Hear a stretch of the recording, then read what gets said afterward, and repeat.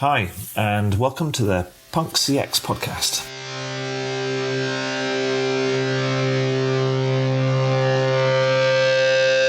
My name is Adrian Swinsko, and I'm an advisor, best-selling author, speaker, and general explorer when it comes to customer and employee experience.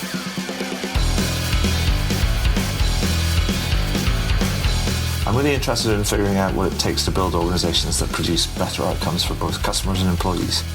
So with that in mind, I seek out and interview CEOs, entrepreneurs, business and tech leaders, authors and academics to uncover some clues about what it takes to build such an organization. Now, some of you may know the podcast as the Rare Business Podcast, but I decided to rename and rebrand the podcast recently. This is for a number of reasons. First one was to mirror the title of my book, Punk CX, which was published in June 2019.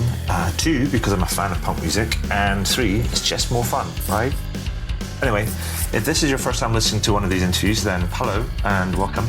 And please do dive into the archives at adrianswinsko.com, as I've now completed over 300 of these interviews in the last few years.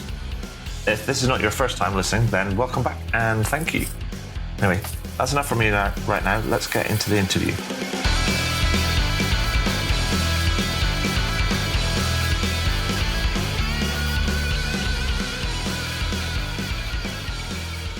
So welcome to the next edition of the Punk CX podcast. With me today, I have Roger Beadle, who is the CEO of Limitless. Hey, Roger, how are you doing?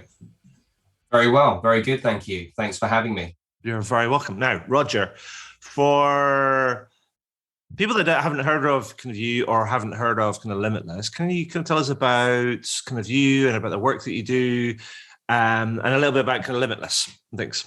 Yeah, absolutely. I'd love to. Well, as you mentioned, I'm CEO, but I'm also the co-founder of Limitless with my colleague, Megan Neal, who I've worked with for the last 20 years. Limitless enables businesses to crowdsource customer support by routing customer inquiries to qualified product experts who are working on our GigCX platform. Mm-hmm. And having spent the last over 20 years working and running large enterprise contact centers, Megan and I wanted to address some of the biggest challenges as we saw them in the CX industry and in contact centers, namely low pay and attrition and turnover of staff. And, you know, as operators ourselves, we saw low pay driven, I think, from the output of consolidation of the BPO industry that happened in the noughties, the offshoring phenomenon in terms of the labor arbitrage, which effectively, you know, sort of accelerated a kind of a race to the bottom. And it's just simply now, in our view, not economically possible really for contact center leaders to pay people more. The model just doesn't facilitate that. Attrition, you know, and it's not just caused by low pay, you know, from our experience that we could see, you know, it was conditions really that contact center workers work under, where every minute of their day is kind of being monitored and measured, and it causes great burnout. And we saw that in our workforces over the years, and it's kind of exacerbated now, I think, over the last couple of years with COVID and the phenomenon that we're seeing, which is, you know, the Great Resignation, which is being driven by a burnout and a desire that people seem to have to work remotely and kind of reset their priorities during post the pandemic. If indeed it is post pandemic, yeah, I think we're still in that period for sure. So I think, you know, what kind of largely led us to thinking about Limitless and this kind of new solution was we just were fascinated by, you know, could we dismantle the contact center model and kind of rebuild it with all of the bits, if you like, all of the parts that that we actually felt worked very well within the model, and could we kind of leave behind some of the wasted processes and kind of costs. And, you know, some of the, you know, the things that inspired us were, for example, communities and forums. We felt that, you know, when a passionate community member kind of helps another customer, it's a great experience. However, what was evident was that it wasn't one-to-one, you know, it isn't reliable, and it's not necessarily a scalable model in terms of something you can rely on for service levels.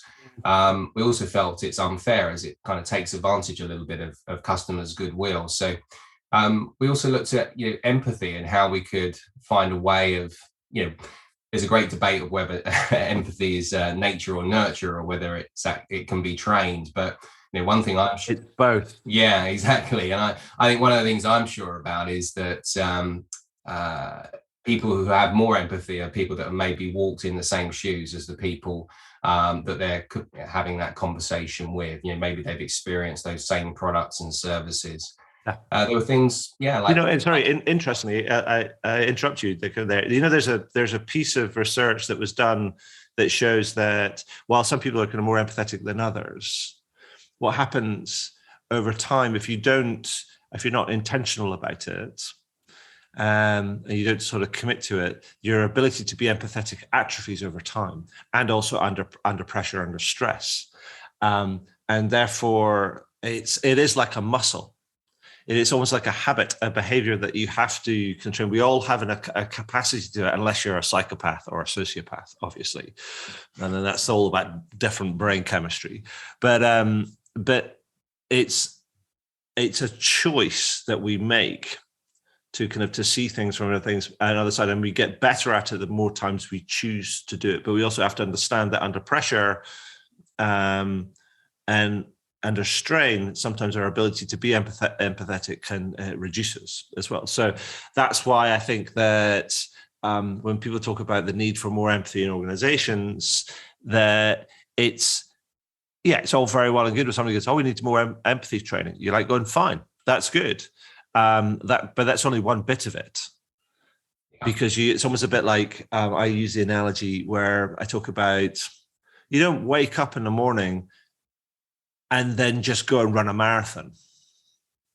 Yeah. Unless you're Superman or Super Wonder Woman or whatever, it requires a structure, a framework, training, diet, rest, all these different things that frame the whole things I call like an empathetic musculature at an organizational level.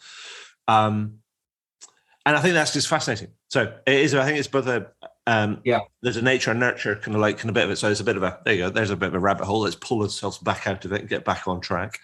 Anyway, you were saying. Yeah, absolutely. I just bring that to life with a story in terms of one of our major clients is the world's largest gaming company. And one of the use cases in terms of where the people working on our platform are helping other customers is what they call player managers. And a player manager is otherwise known as mum and dad to most people. Mm-hmm. And the empathy of a parent talking to another parent who is wanting to put in security and parental controls on the gaming console is very different to talking to a gamer, a player, potentially, or an agent in a contact center that isn't necessarily a parent. Because the empathy of understanding why it's so important to you and caring for your child is not lost on any human, probably, but the deeper empathy definitely comes from another parent who understands and has been through setting up that. So and it's those kinds of experiences and that kind of empathy, which I think was something that Megan and I were inspired to see if we could find in a new way of working, if you like. So there are other things like bite-sized learning. We always felt that people learn very well in a way that if they could consume things on the job as opposed to having to do big long courses of training before starting. It sounds so obvious, doesn't it? But it's hard to do that in a kind of contact center model, but much easier in a potential gig model. And things like part-time, not full-time, we always felt that people that were working part-time actually produce better customer service results. And that's largely, again, around that kind of burnout. So less time, higher impact. And then finally, there's lots of things, but native knowledge is best. We always felt that when we had agents that actually were real product users and had a lot of knowledge about the products, who are kind of passionate about the brands, they always had an advantage over the others that we needed to kind of train from scratch on the product knowledge, as well as that lack of empathy potentially, but also just around the actual product knowledge. So these kinds of things all inspired us to think about a new way of working and what could we put back into a new model.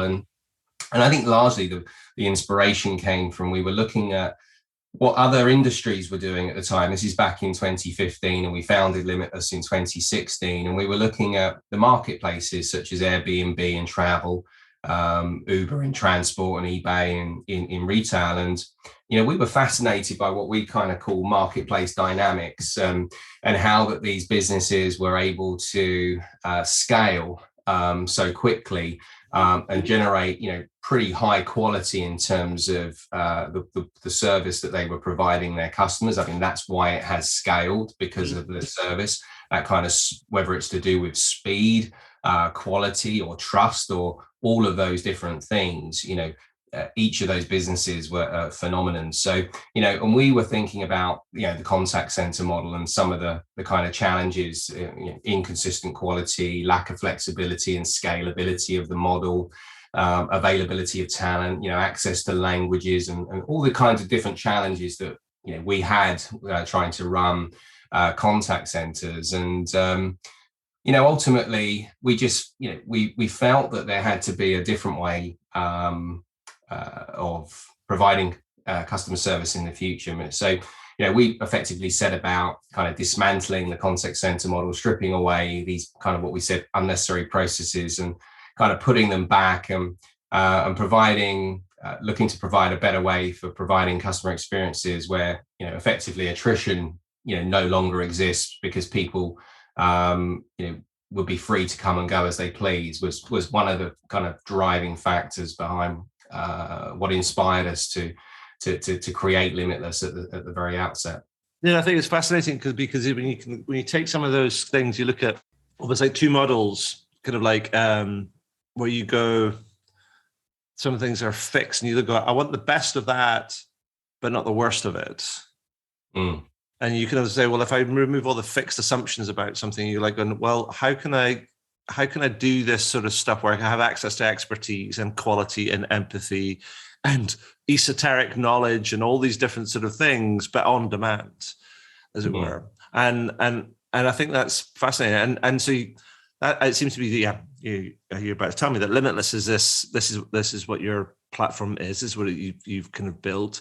And you talk about it being a gig economy platform, and you coined this term sort of like gig CX. I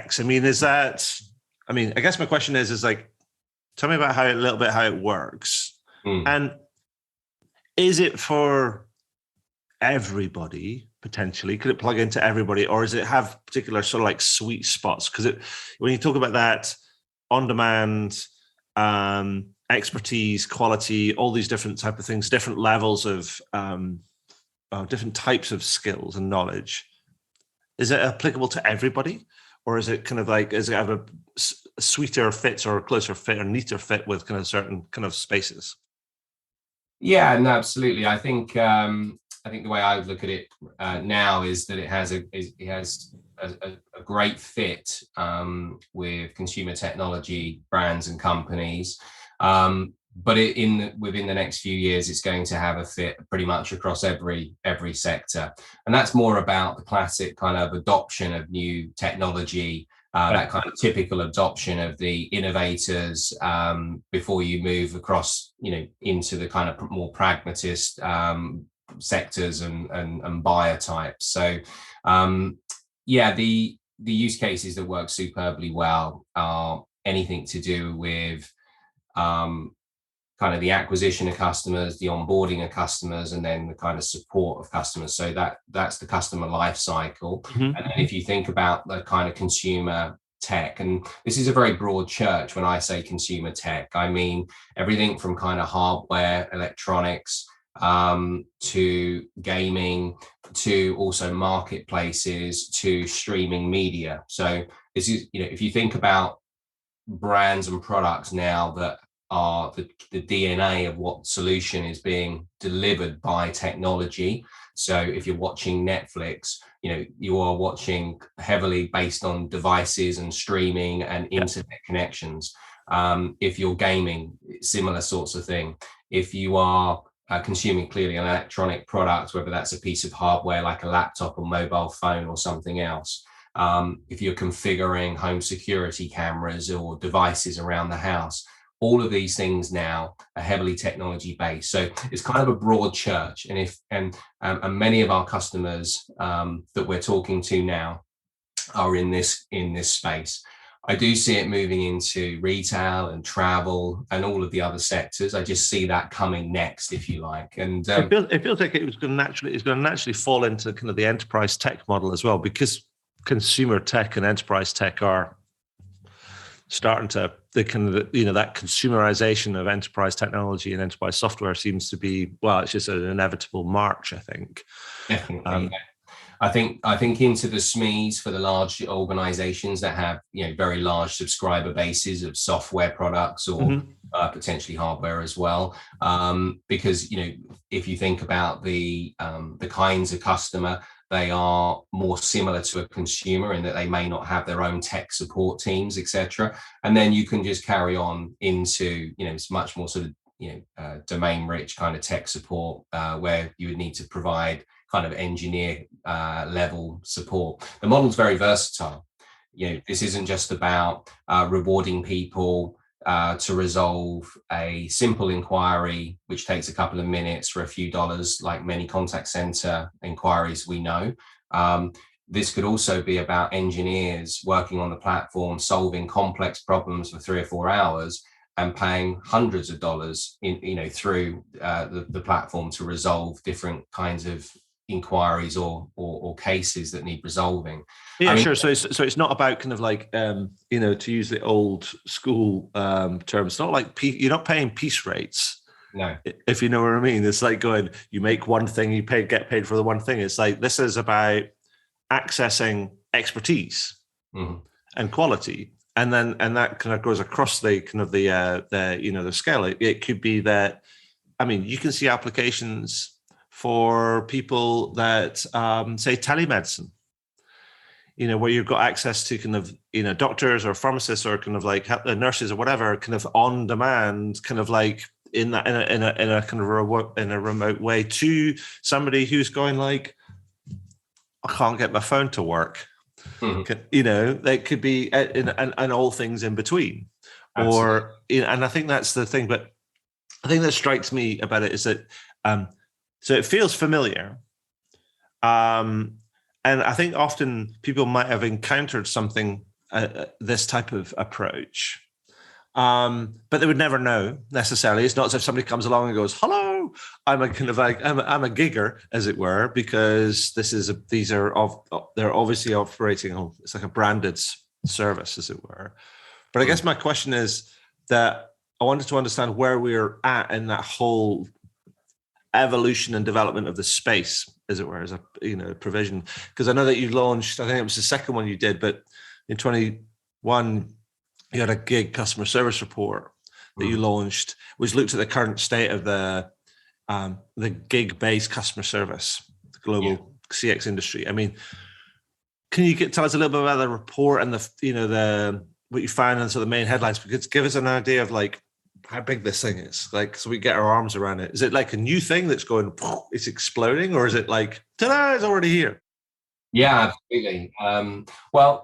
Different kind of measures of that. You also asked about Gig CX, and we coined that phrase Gig CX to help us define a new category. I'm pleased to say that this category is now being recognized. It's being recognized by analysts like Gartner, who are talking about gig and gig working within the customer service space.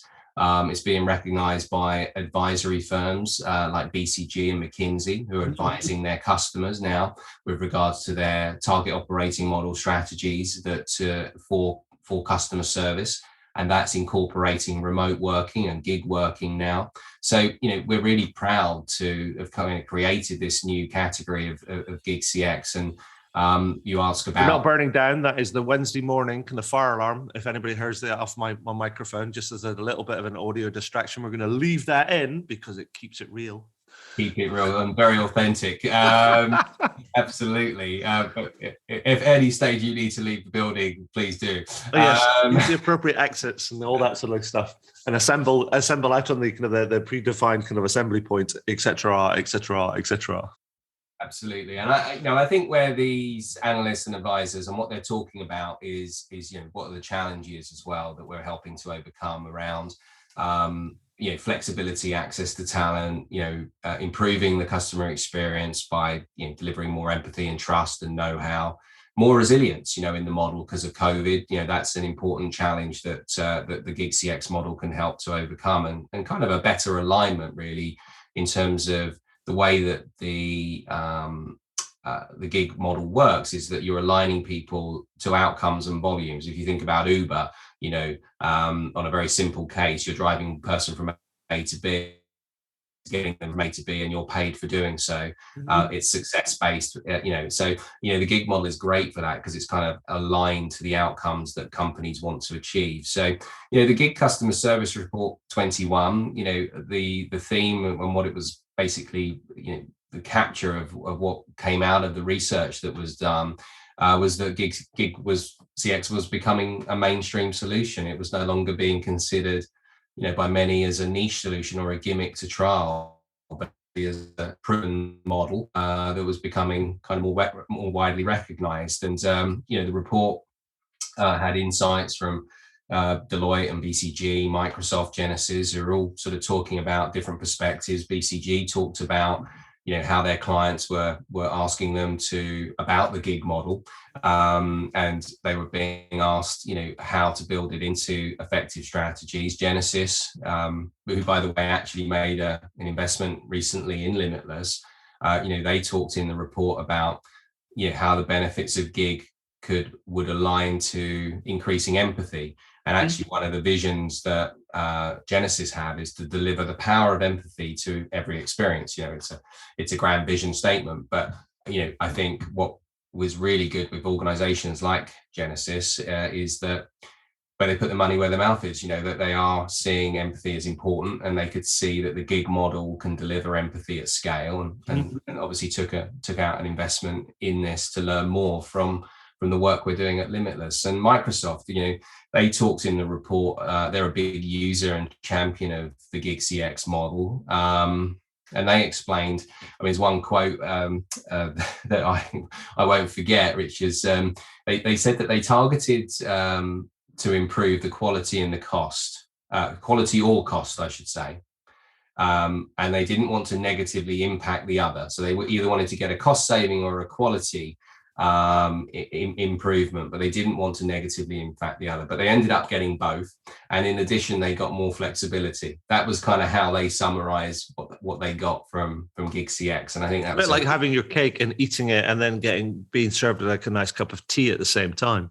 Absolutely, they were kind of surprised, right? When they first started, but they've been doing it now for over 4 years, and it's very much a strategy, and it's all about scaling their model and thinking about how much more the gig model can be applied to the volumes of support that Microsoft are handling. So it's no longer does it work, it's where else can it work kind of mentality. Yeah.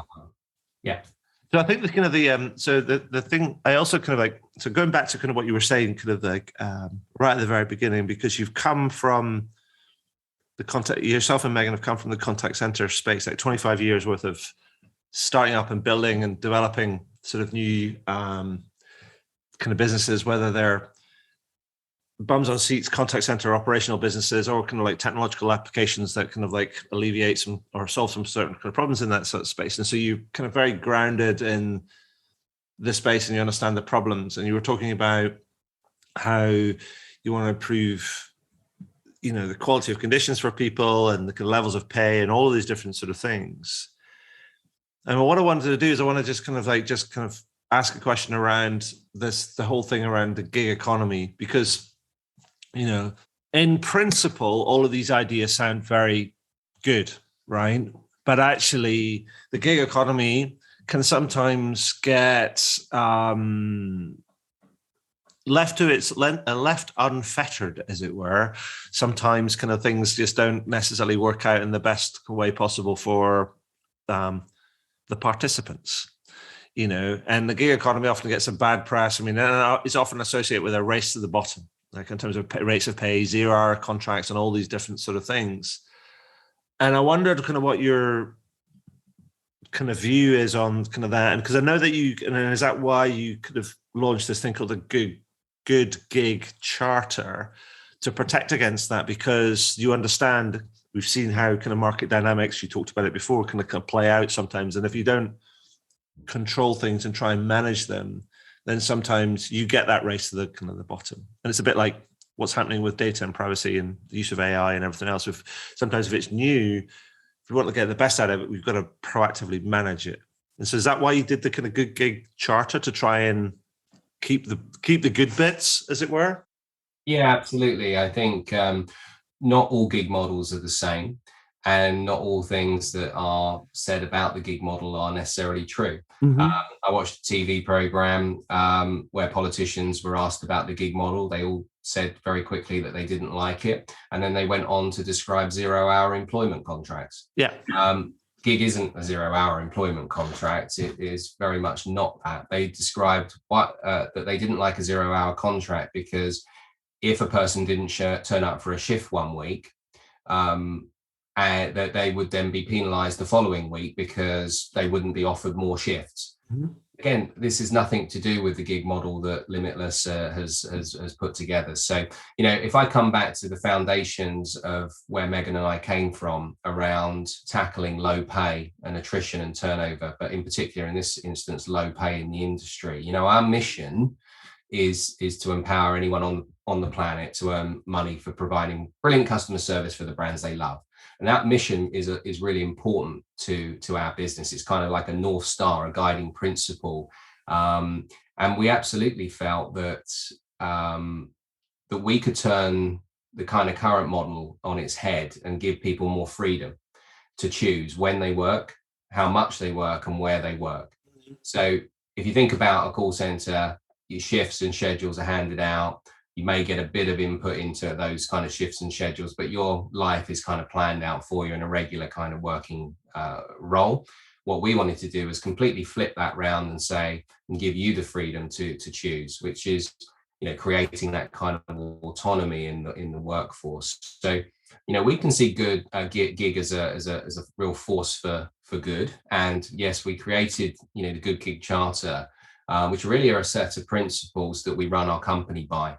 They're principles that give our employees, people, our product teams, technology teams, sales, marketing, operations teams, the permission and the guidance they need to make good decisions that ensure, as we scale as a company, that our DNA is protected. And this DNA is all about protecting the experts and the freelancers that are working on our platform. So, probably just to bring that to life, what does that mean? Well, diversity is built in by design into our platform. So, we've very consciously made sure that there were no unconscious bias in our online onboarding process. That's a big problem in the industry and across many industries. But we don't, that's something that is a key part of the Good Gig Charter, that there's there's no compromise on ensuring that our platform is a very open platform and diversity is built in. Barriers to entry need to be low. There are some models out there, believe it or not, work from home models where you have to pay for your equipment, you have to pay for your training, and you actually have to pay like a subscription fee in order to be able to work on the platform. Now, there's none of that at Limitless. There's a zero cost to entry, and you don't have to pay for your training, and you get to use your own devices. So it's a very low barrier to entry. You can come in. If you have the skills and qualify, it's very easy for you there's no cost for you to get involved. We want to minimize dependency. So one of the big problems in the gig is where people get dependent on platforms. So Megan and I, from very early on, wanted to make sure that this is a kind of little and little and often, but high impact in terms of the work that you do. As I mentioned, remember that key learning, part-time, not full-time, seemed to deliver great results for us when we were back in the contact center. Yeah. So we want to make sure that people don't get dependent.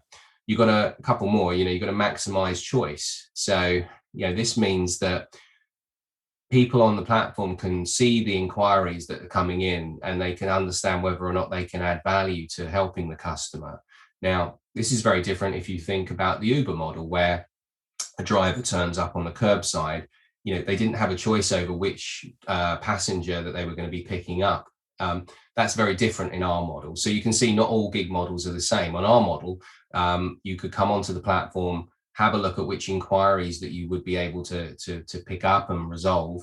And if you couldn't do that and you decided not to, there's no kind of penalization in terms of your rating on the platform. So very different.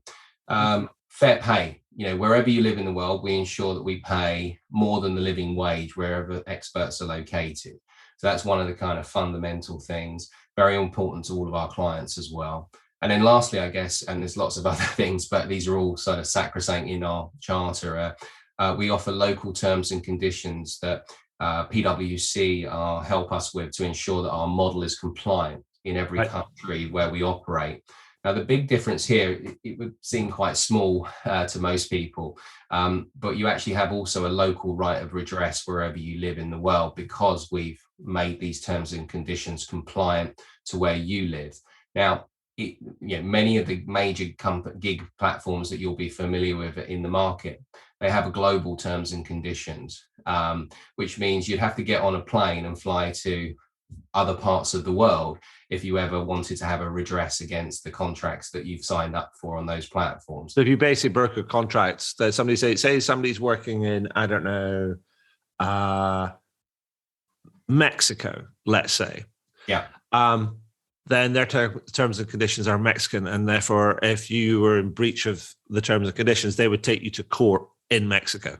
That's exactly it. Now, that's very different from all of the other gig platforms that are out there in the world. And we made a very conscious decision that we're going to be a global company, limitless, not just by name, but by scale.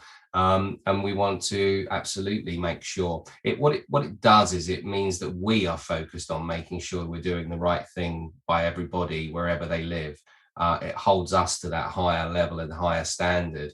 So we don't ever expect to have any need for redress in any country. How does that work for some of the kind of the brands that you work with? Because that's going to be slightly problematic with it. We're going to set, you're going to have some people in, because I imagine their legal teams are going to be wigging out over this. So they're going, so we've got people all over the world and they can take us to court anywhere that we want, and they're thinking about their risk register. They're going, they're going to feel slightly antsy about that, surely. Well, Limitless protects them from all of the financial, commercial, and legal aspects of that, because all of the experts that work on the Limitless platform sign up to Limitless terms and conditions and are paid by Limitless. Oh, okay. Our contracts with our clients are very much where they're procuring, if you like, the outcomes. So they will be saying, we would like to resolve X million of these inquiry types, and then we will onboard the crowd onto our platform and pay them on the Limitless platform. Right. So, and obviously because our platform is compliant, that's not a risk as well for us. Okay. To do that. Okay, fair enough. So I wanted to go back to something that you said earlier about, you talked about how if you have some of the experts on the kind of the platform and they don't, unlike other kind of say contact center or support operations where, well, there might be some routing and this kind of that sort of intelligent routing and all and et cetera, and things get pushed to agents and there's queues and you basically either answer an email, answer a chat, answer the phone, and it's a queue. It's like one after another. And you don't necessarily get any sight of what's coming in. It's just kind of like pushed. And what you're saying is actually the platform is there and people get to choose. So that's interesting. But what I want to understand is that is a bit like your platform is not just talking about this is not like just a fancy workforce management or workforce optimization sort of like kind of crowd scheduling kind of platform. There's technology in there that does kind of more than that, I understand, and that there's a learning kind of part of it. There's a self-service kind of part of it that are, I guess, if I'm right in saying is that in the end, sort of like we'll start to kind of elevate and up the value of kind of where the expert or the things that the experts are inputting into. So they're not just doing kind of mundane, banal, repetitive sort of stuff. This is like high value added value sort of query solving. Is that right? Absolutely. I mean, the platform is incredibly sophisticated, and it would be very hard to kind of convey just how sophisticated it is on a podcast without kind of physically showing. But to touch upon some of that, we have onboarding built into the platform. So this means that anybody that applies that wants to become an expert can go through an onboarding process, which is going to do ID&V. It's going to certify them. It's going to then go on to skills testing, written communication skills. It's going to test their product knowledge. It's then going to create learning environments which simulate actual responding to real inquiries. Those are then peer reviewed, because we have a peer-to-peer review process within our platform, both in the onboarding and in the live environment, which is very unique to obviously what we're doing. So you have the onboarding component. You have what we call the kind of routing and matching engines. So we're able to understand the intent and classify the inquiries by looking at the text that's coming in on any kind of message, whether that's chat or social or whatever, email. And then we're able to route that to the most effective experts to help them. So we've got this kind of what we call routing and matching. So really sophisticated kind of algorithms that are kind of learning in terms of... Do you have a learning kind of like algorithm in there which looks at matching the learning from what sort of queries coming in and what are the best answers? And you end up kind of learning kind of that what are the best kind of match, and you can measure people against quality, but also kind of, I guess, use that to self-serve into, oh, this has been asked before, this is the answer, and then it pops up that way. And absolutely. I mean, there's loads of different things, we can route based on the question type categories, which experts handle and resolve those to the highest CSAT. If you think about, the flexibility, in a call center, you've got 500 people in a group. There's a bit of skills-based routing, but it's kind of quite high level macro.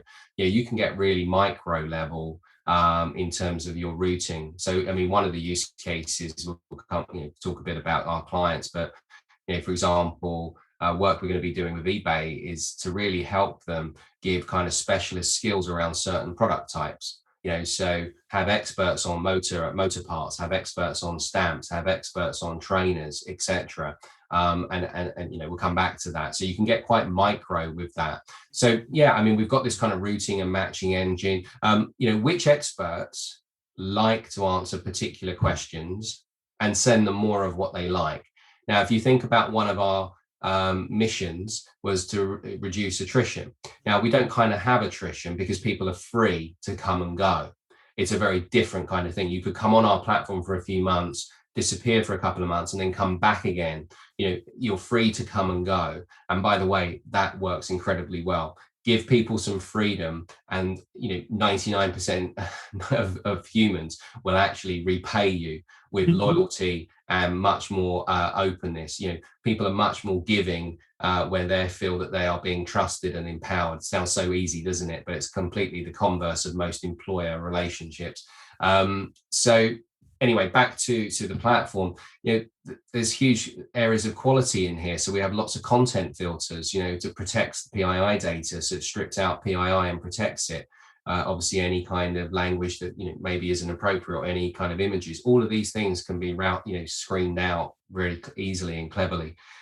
We've got a peer-to-peer review process. So every inquiry that's responded to by an expert that goes out to a customer, either the customer is kind of confirming it's resolved their inquiry and rating the expert's experience, or if that doesn't happen in a timely fashion, it can go out to peer review.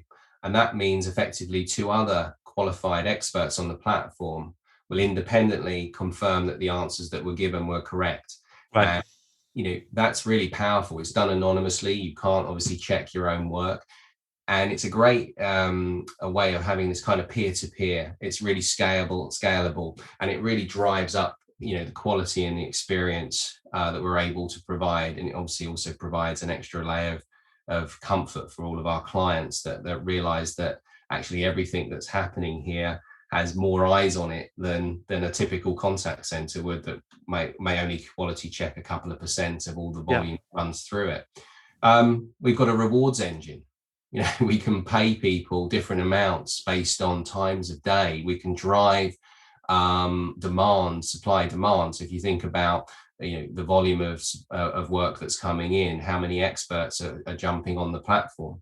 So we're able to push out notifications, so a little ping on your mobile phone or your tablet to let you know that there's work there to be done. We see people jump on. We can also do kind of different pricing based on not just the complexity of inquiry types. So of course, if you had everything set at the same price, then perhaps people might cherry pick. But to avoid that kind of process, what you do is you reward based on the complexity. So again, we use this intent classification in order to understand the complexity of the inquiry types, and you can kind of match it to the typical average handling times for these. So look, I could go on and on. The sophistication of the platform is this isn't just about herding a group of people and putting them, if you like, on the other, it's not it's not that kind of analogy of the two tin cans and this piece of string. I mean, the flexibility of what you can do to a very micro level, the data and the learning that comes out of everything that we're doing is huge. Mm-hmm. And it's a fantastically evolving platform where we're continually thinking of new ways, to drive the right experiences and the right behaviors on the platform. Yeah, no, I mean, I think that it's an area I've been interested in for the last kind of few years, and I've spoken to different sort of people over the years that have been doing different types of kind of things in this sort of matching of, I say, expertise in air quotes with kind of like customer kind of demand in a informal come formal kind of like way, or a non-traditional way is probably a better kind of way of describing it. Everything from what Swisscom were doing, trying to match local expertise in terms of setting up devices with their local customers because it was more cost effective and more friendly and better than sending an engineer out in a van to set up one person's kind of router when their neighbor can have it done for them just as well, to what people like, I don't know, Carhartt and wetsuit manufacturers were doing, because it's very specific sort of like outerwear type of stuff, very specifically contextual around fit and how things going to work. And I think it was Needle that were doing something in that back years ago, but they were doing it very much in the front end, kind of pre-sale, kind of like help people, the buying experience type of thing. Whereas the Swisscom thing is more about post-sale and setup, and in that sort of, it's almost like a traditional customer service problem-solving sort of model. So this stuff has been evolving over time, I think, and I think what's interesting is that it's reaching a bit of a sort of a tipping point. It feels like, where people are starting to go, oh yeah, there's a whole bunch of stuff out there, bunch of people out there that we can access that want that flexibility, have that expertise. They don't want the formality of it all. And they want that sort of control and flexibility and so on and so forth. But you mentioned kind of eBay and you mentioned Microsoft as two of your kind of customers. And I wonder if you could give me a couple of other examples of, say, diverse brands that you've worked with, about what they're doing and why they're doing it, to give us an idea about the sort of the scope of the application of this, or where people's imaginations are kind of going. Yeah, absolutely. I think that another example would be BMW Mini. And if you mentioned there about the kind of, if you think about the acquisition of customers, the onboarding of new customers, a very critical stage in any customer journey, and then the in-life support, at that acquisition stage, we're able to match people that are looking at products and brands with people that own those products and brands, who can then answer their pre-sales questions. Right. This is huge. It's absolutely hugely powerful. And you can do this across lots of different mediums. So imagine your advertising campaigns on Facebook with all appearing in people's message feeds, or Google, and you could actually offer people the ability to converse with a real customer who owns that product.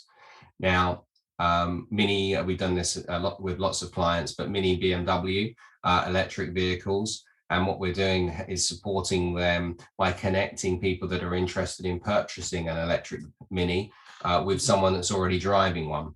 And this is hopefully while they're not driving, obviously. I hope so too. Although I do believe that they've got fantastic hands-free, but and a voice to text kind of translation engine. Absolutely, I'm sure they have, as the we. But no, seriously, there's lots of things. Think about electric vehicles. You can go on a website and you can see quite clearly how long the range of the battery is. But I don't know about you, but we're all pretty skeptical. And I'd rather actually say to someone that owns the vehicle, how practical is it? How far does it go on a charge? And how are you getting on with it? And et cetera, et cetera. And you can imagine all the questions that people might have. How much does it increase your bills in your household energy bill or something like this? And I just think that authenticity and trust that you get, we only people are paid on our platform for successfully answering the inquiries or resolving cases, that customers have. And they're not paid whether people buy or not.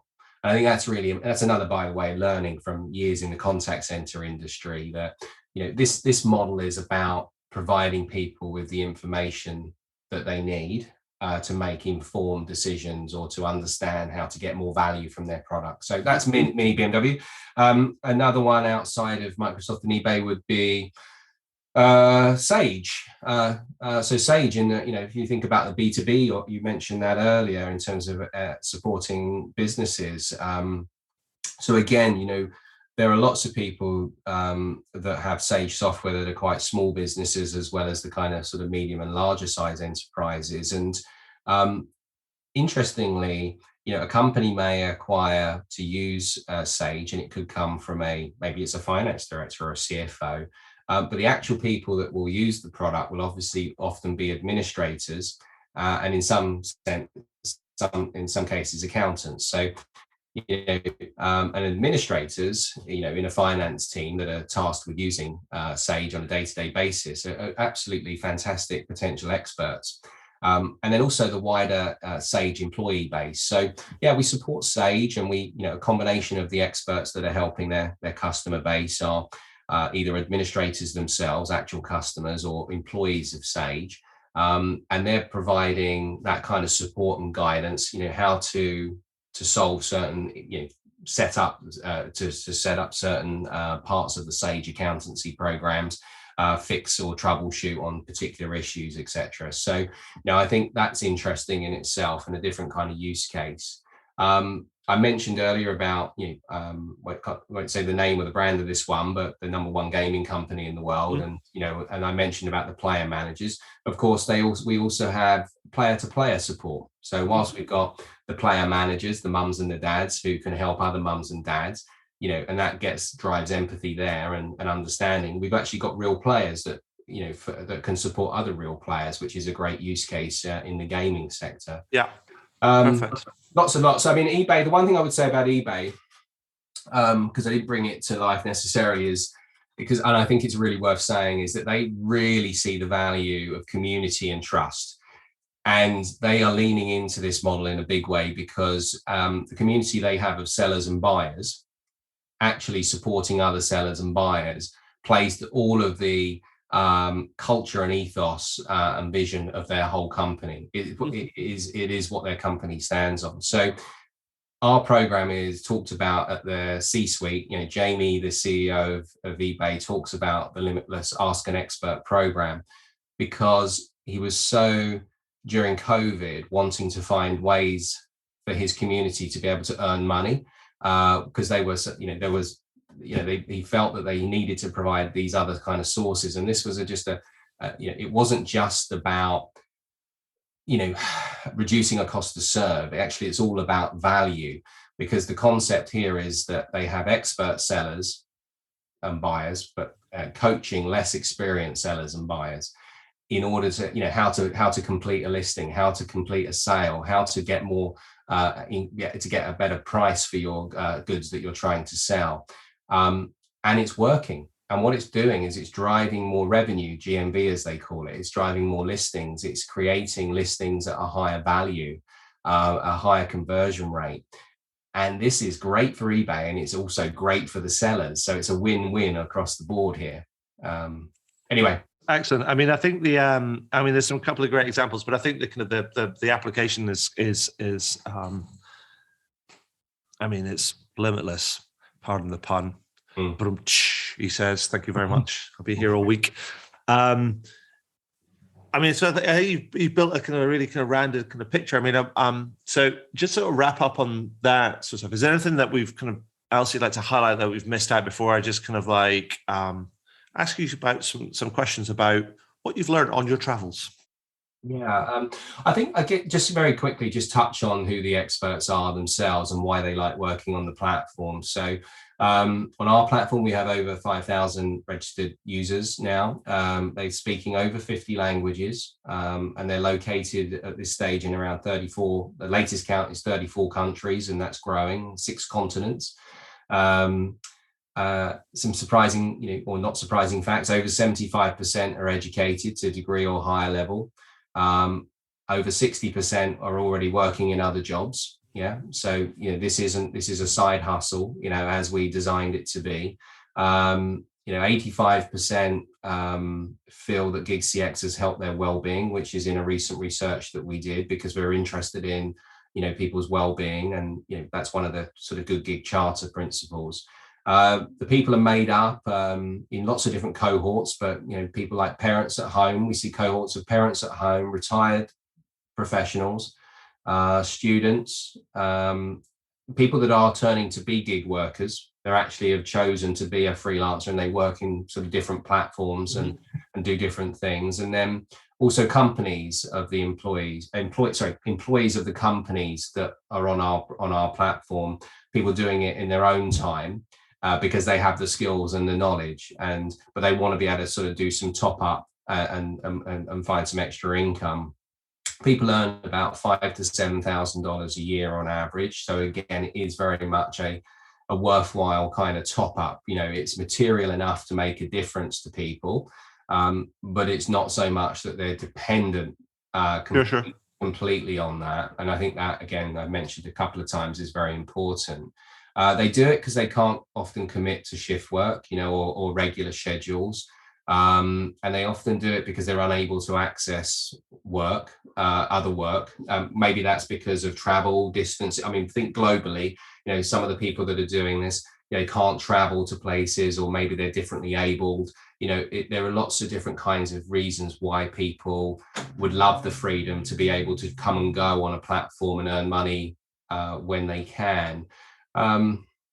People do it to earn money to save towards like holidays or education or cars. Many of the people that give us feedback often have a kind of an earning goal, as I call it, which is nice. And I think one last thing I just share with you, because it's one of the most sort of touching ones on our platform, is a guy that's in his 80s, and he's a former tech engineer. And when we asked, and he did a little video and sent it to us of why he likes to do the work. And he just said because it makes him feel useful.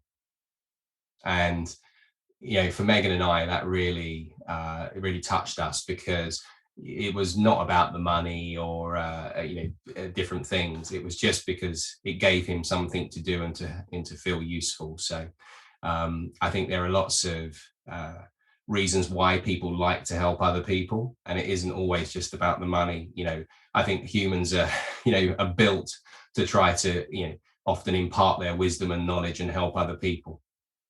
Yeah, no, perfect. I think it's really good. I mean, it's really interesting, and it's really good to hear about what people are kind of doing and getting out of it. And but like I said, I wanted to step back away a little bit from just kind of Limitless, and because I know that you just come back from a trip where you've been zooming around the kind of the States, seeing all sorts of different kind of big kind of brands. It's all very exciting and stuff. And you're kind of been speaking to, I guess, some of these brands around kind of what the challenges are, what the plans are, all these different things, how maybe Limitless can help them with that. So you get I'm supposing that you're in the thick of it, right? You're in the kind of in the weeds. You're seeing what people are looking at, seeing some of the challenges that they're facing. So just looking forward, I mean, what are you seeing around? What are the big things in the sort of our future of service and experience? And what are some of the big challenges that we're going to need to navigate if we are to be sort of successful? Well, I think, there are the big challenges out there. And what does the kind of future look like? These are big and broad answers. My perspective is I see the future in terms of the resourcing of for customer service being very much an ecosystem. Mm-hmm. It will include traditional, as we know them, contact center agents, work from home agents that are working on shifts and schedules. And gig experts who are autonomous freelancers working on demand. And I see an ecosystem of these different resource types. Now that ecosystem will need to be supported by platforms like ours, which will facilitate the ability to resource on board, manage and pay gig experts. And as I've described, kind of make sure that they can be the inquiries can be routed to them and managed effectively.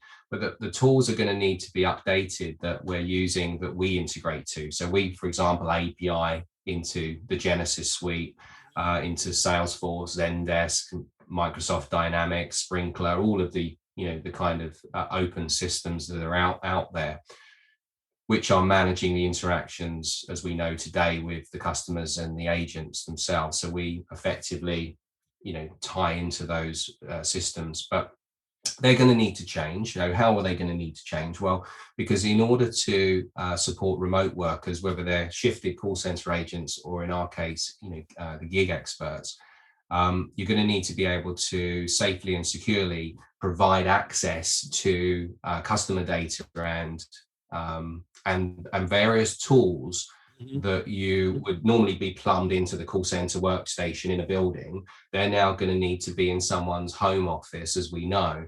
Now, a lot of that has been accelerated in the last couple of years. What I can say is that the systems that have been used to do that are not built for that purpose. And a lot of work is going to go into having to enable them to be accessible in a safe, secure way. And in a kind of bite-sized way. And I could go off into a big nuanced point here, but the systems need to be configured and built in such a way. Now they're going to be, and there are all many major organizations I'm talking to who understand this, and Dynamics and Genesys and all these these providers are thinking about how they do that. So I predict an ecosystem, but I understand that the tools that support them, not only cloud-based, clearly, they're going to need to be built to support remote workers, to offer them the ability to do it securely. In terms of, well, I guess on to that point as well, is the need to be done in a way that, to go back to one of your earlier kind of points around, you talked about some people are running platforms where you almost have to pay to have your kind of be part of the kind of platform and do your trading, and you're to kind of invest in your own equipment and all these sort of things. Well, effectively what you've got to do is you've got to consumerize the access, the ability to access enterprise grade level security and tech. And we're not quite there kind of yet, because it could be as simple as, actually, we need it need to be able to access it on an app on your phone effectively, right. Almost down to that sort of level. And that's going to be a challenge around data, privacy and security and all these different sort of things. But I guess it's where we're going, but that is the scale of the challenge. Yeah. Again, without getting too nuanced, there are ways that you don't need to see all of the data that the customer inputs. It can be masked. Yeah. If you access a third-party tool, as they're often we know is the jargon of our industry, but what does that mean? It means an e-com system, a booking system, some kind of reservation system. Now, if they're built in such a way where you can only access one customer's record at a time that you're working on, as opposed to access anybody's, instantly, that's a great example of how these systems need to be rebuilt and repurposed in order to put the appropriate kind of levels of risk and control. There's always risk in everything, yeah. But what you need to do is have the right level of controls around that to minimize the risk to a very low degree. Yeah. Ideally take away any risk if you can. The challenge is, I'm sorry, on the GigCX model, you asked, where do I see that going? My bold prediction here is that within 3 years, gig experts will be able to do everything agents can do in the contact center. So, and how do I see that happening? It feeds into the point I was just making. We're enabling our platform to be able to safely and securely access client tools and customer data to resolve customer inquiries safely and securely on their own devices remotely. And this is entirely possible. There are ways to lock down devices and make them secure, to isolate the data, to protect and mask the data, and only provide the information that's required. And we're doing it. And I think over the next few years, that's how the gig model is going to expand, if you like, the level of work that it can do. I think the challenges generally in the industry that obviously, you will hear lots of people talk about. They're all real: diversity, security, enabling remote working, resilience. This is a big, absolute number high on the top 3 list, if not number 1 for all of the leaders I'm talking to. And the rising costs. It's still, costs are still rising to provide support. So I think those are big challenges. But for me, the one I want to highlight, because I think it's the one that nobody's really facing up to, or is maybe the heads are in the sand on, is the availability of talent. Yeah. What's going on out there is that I think people are, the industry is kind of sleepwalking into an abyss, and and kind of hiding lots of organizations behind outsourced partners, hoping that to make it somebody else's problem. But what's going on is that millennials and Gen Zs don't want to work in contact centers. They don't want to do 5 days a week, 8 hours a day, 2,000 hours a year, tethered to a headset and strapped to a desk in that sense. And what they want is a very different way of working, fluid, flexible, remote. So I think within 5 years, there's still going to be a demand for the human resource within contact centers. That's not going to go away despite all of the growth on automation and robotics. There's still a lot of work that needs to be done by real people.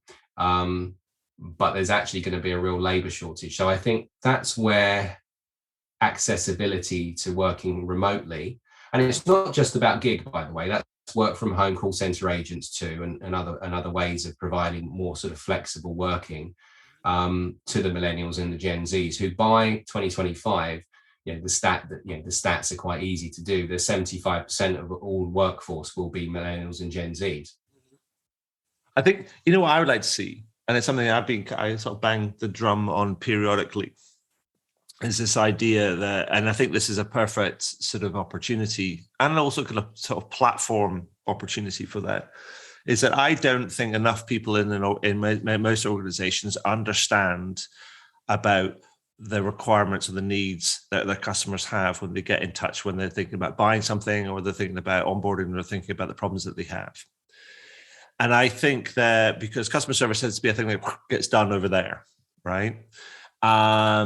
And I would like to see more people in more organizations kind of being matched together with customers, so they actually have to field kind of those type of inquiries on an ongoing basis. Even if it was like going, an hour here, a couple of hours there, over a course of a week, right? Because I think that would just give people they have the sort of skills, they have the knowledge, they have the access to the sort of the technology and the branding and the tone of voice and all these different things because they work for the company. But what they don't have is that exposure to that real time sort of like, these are what people are asking, things that people are asking for. So they don't have that empathetic sort of connection with the customers. And I think there's a feedback loop in there that I would like to see more organizations kind of like really lean into. So like you talk about people talk about gig CX as being an external thing. You're sourcing external talent to come to serve against kind of customer demand. But I actually think there's an internal market kind of here as well. There's an internal gig CX kind of market, which would, if people lean into it, there is kind of, if people say there's not spare capacity, it's like there's always spare capacity. People you could probably kind of cut 20, 30% of kind of most meetings out of most people's diaries, and it wouldn't even touch the sides. So you just kind of like almost make a commitment to that about resourcing it and building that sort of stuff. And I am convinced there's huge amounts of value in the round about that sort of stuff, but it's sourcing internally as well as externally.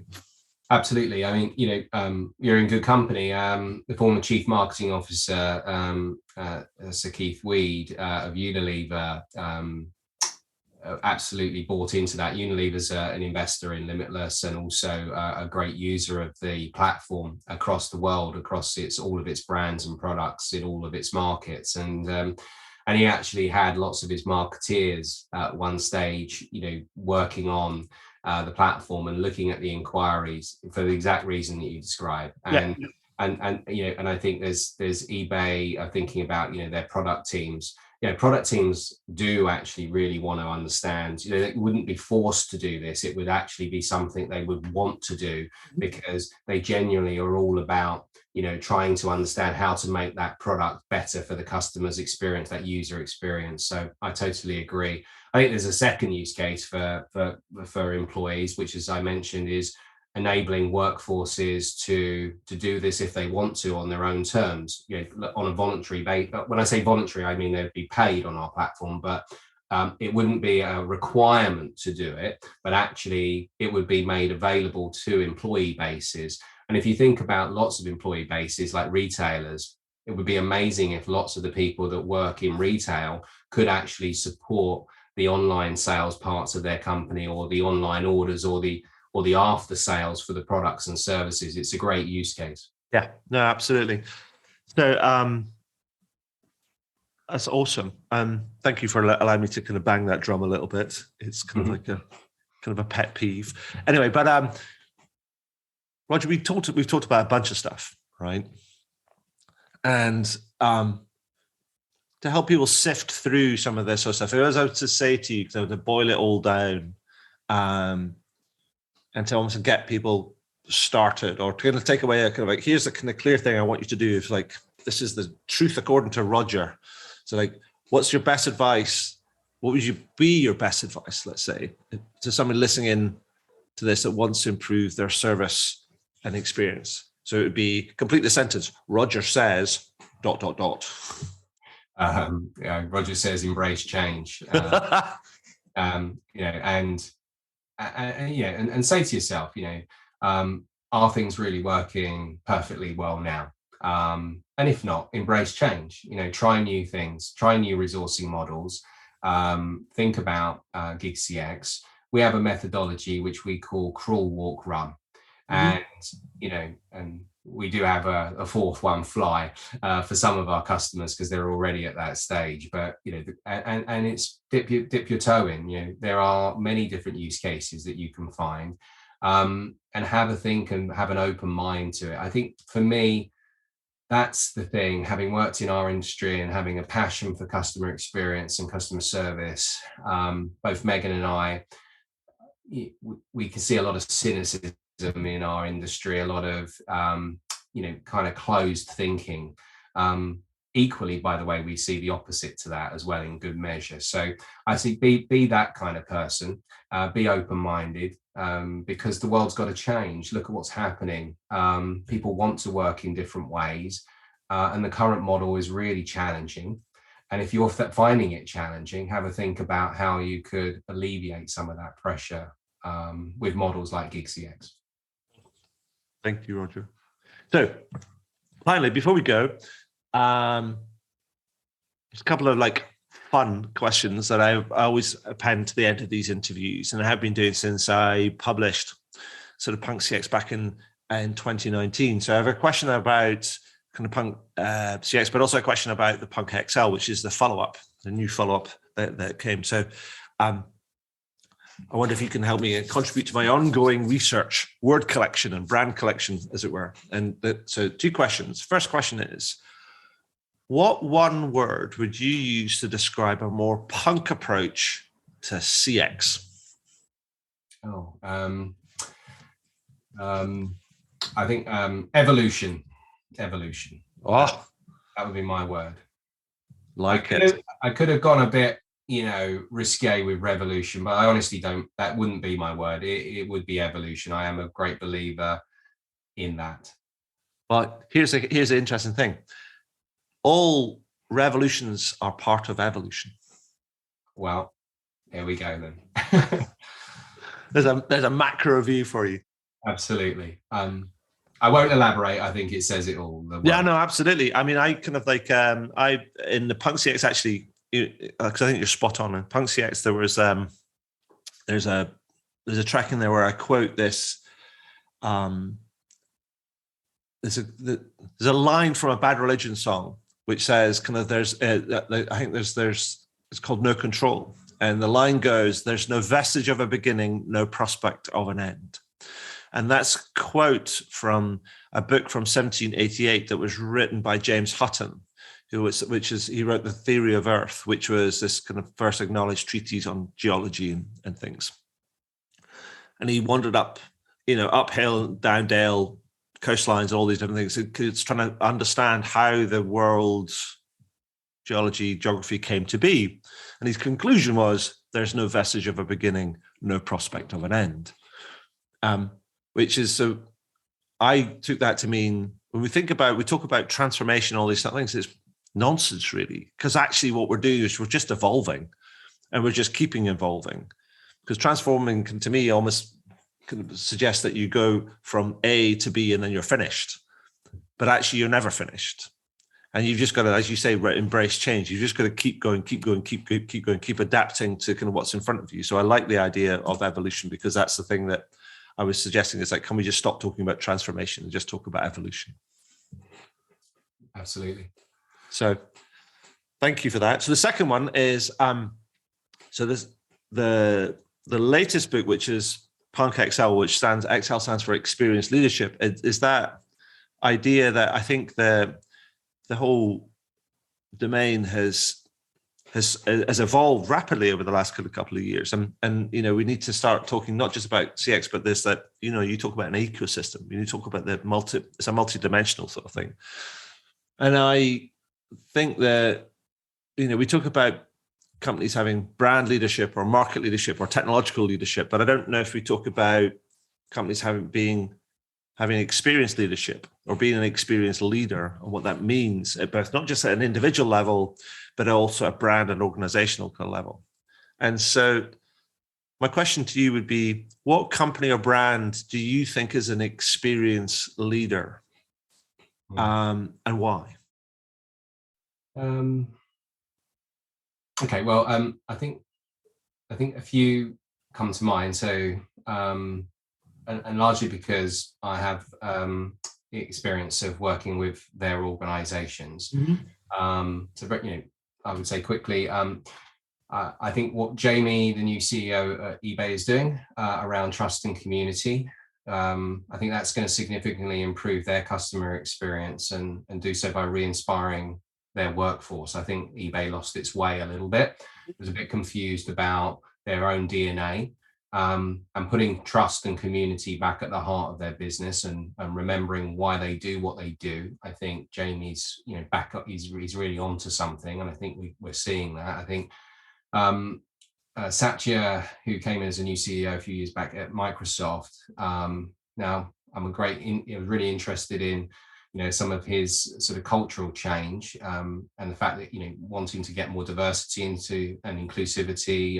being customer obsessed, and having a growth mindset, which is AKA a can do, will do kind of type of attitude, very much in line with mine.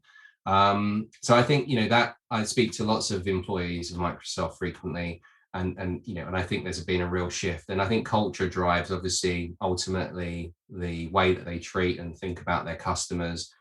kind of this one Microsoft type approach. And I think if you just look at their products, I think the quality of their products, how you can consume their products, and we will all have challenges from time to time with any company, but I think overall they're moving in the right direction. But my pick, would be Genesys and Tony Bates, who I had the pleasure of actually meeting for lunch recently in Silicon Valley, which was very gracious of him and kind of him to invite me.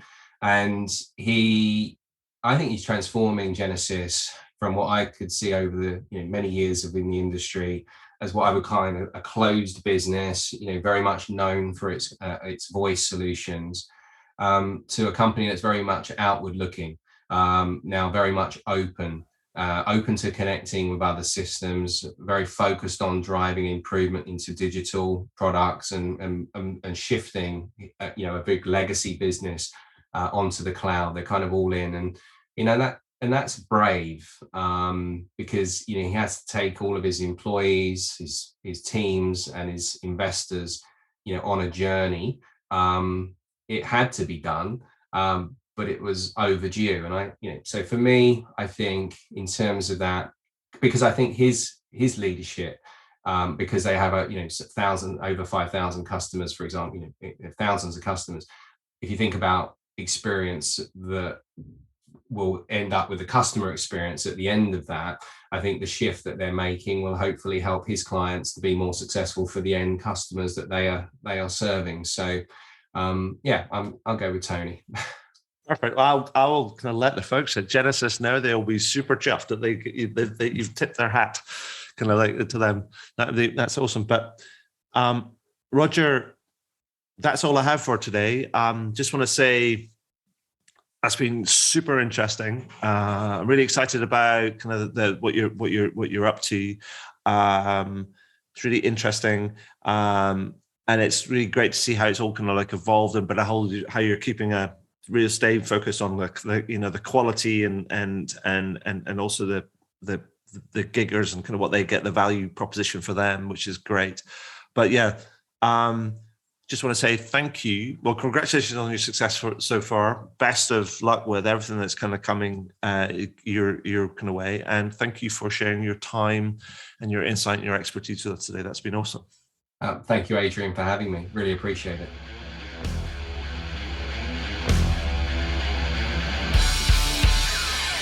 Well, that was cool. I hope you enjoyed it.